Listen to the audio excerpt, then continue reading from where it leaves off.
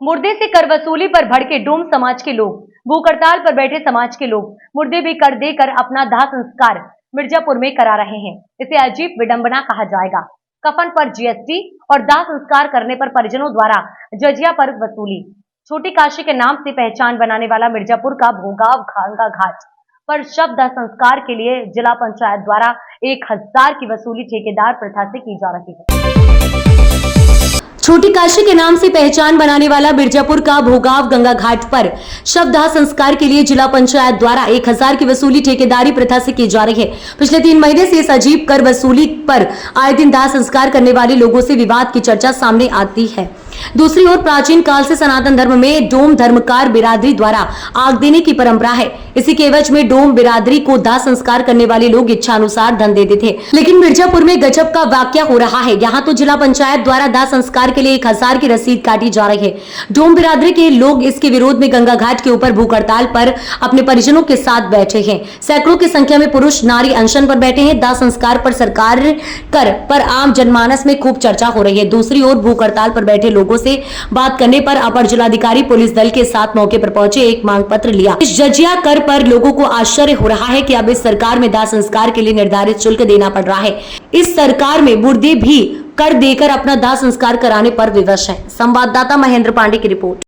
एक कहावत है कि मुर्दा धारा के साथ बह जाता है और जिंदा धारा की विपरीत दिशा में बहता है।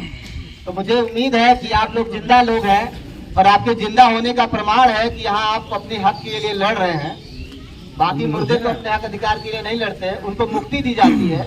और आप धन्य समाज के लोग हैं कि जो लोगों की मुक्ति का भी काम करते हैं और पूरा हिंदू समाज आपका आभारी है और आपकी लड़ाई में साथ है, क्योंकि आपके बिना किसी को मुक्ति नहीं मिलती। ये आपकी सनातन में परंपरा में आपका स्थान है और ये आपका स्थान छीनने का जो दुस्साहस हुआ है वो दुस्साहस बहुत ही भयानक रूप लेगा और इस सत्ता को उखाड़ फेंकने का भी काम करेगा, क्योंकि ये आवाज सिर्फ भोगाव में नहीं रह गई है।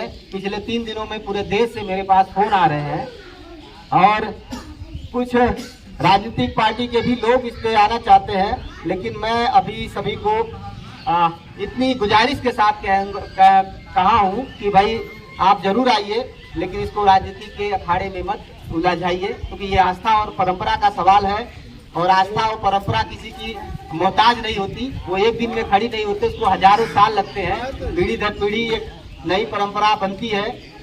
तो ये काशी का पवित्र क्षेत्र है, यहाँ इतना अनैतिक काम हो रहा है। एक काशी को तो इन्होंने बेच ही दिया, तो लहुरी काशी पे लिपटे हैं।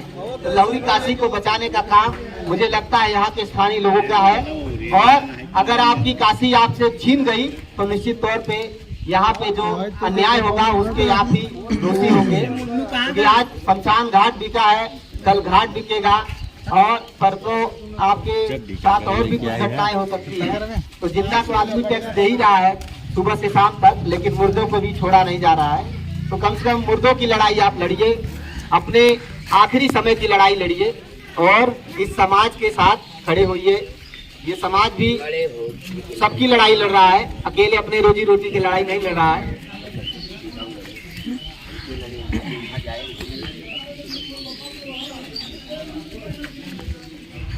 पुश्तैनी काम है, परंपरागत तरीके से हिंदू धर्म की परंपरा के हिसाब से सौदा का काम ढेकार समाज करता आया है। जैसा कि आप कहानियों में पढ़े होंगे कि राजा हरिश्चंद्र कल्लू डोम के यहाँ बिक गए थे और जब उनके यहाँ उनके ही पुत्र की मृत्यु होती है और वो आते हैं तो उसके सौदा के लिए उसके शव को चलाने के लिए अपने ही पत्नी से टैक्स मांगते हैं। तो ये एक कथा है जिसमें हिंदू ग्रंथों में, हिंदू मान्यताओं में इस समाज का जिक्र है और ये समाज अनादिकाल से ये काम करता है, यही इसके जीवन का आधार है। लेकिन आज़ादी के 78 साल बाद जो काम अंग्रेज़ों ने नहीं किया वो काम मिर्ज़ापुर के ज़िला प्रशासन ने कर दिया, शमशान घाट का ठेका कर दिया।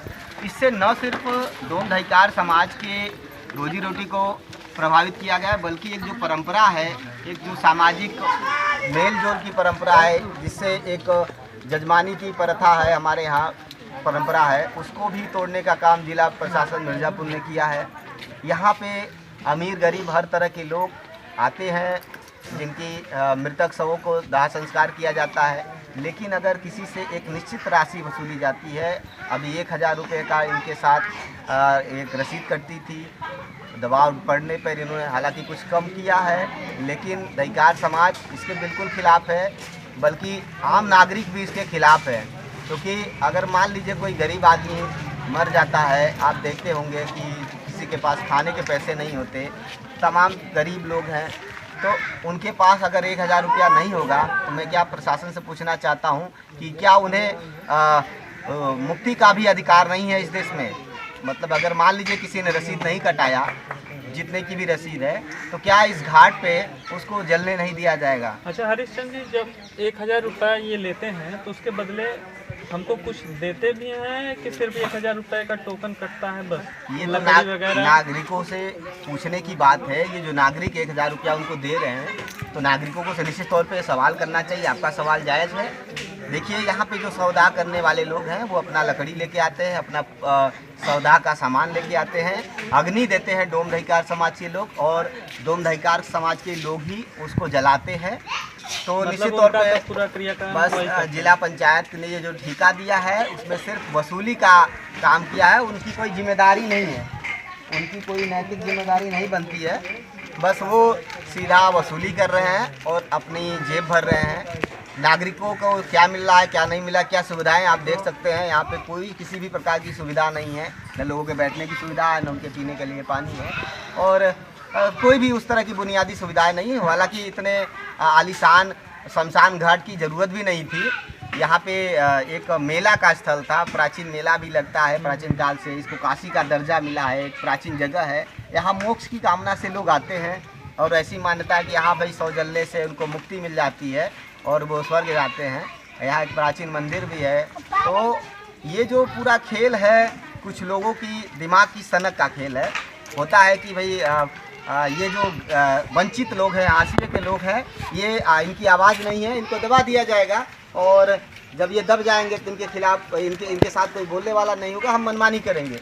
लेकिन ऐसा नहीं है। इस देश में लोग हैं, हम जैसे लोग हैं जो ऐसे लोगों के साथ लड़ाई लड़ते हैं, और निश्चित तौर पे ये भी हमारे साथ उतनी ही ताकत से लड़ रहे हैं जितनी मजबूती से हम यहाँ बैठे हैं।